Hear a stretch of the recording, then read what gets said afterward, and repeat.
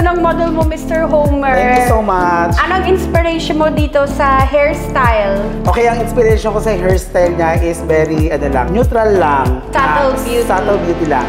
Ang ganda. Tapos, yung makeup niya, Ginawa kong glossy lang kasi medyo matte lang kami lahat. So, konting highlighter lang sa mata. Very, very light lang sa mata. Tapos, glossy lang sa lips. Yun. Balance lang yung makeup niya sa hairstyle niya. super fresh, Yes. super clean, understated, glamorous Yes. na beauty. Yes, Gustong-gusto ko yan.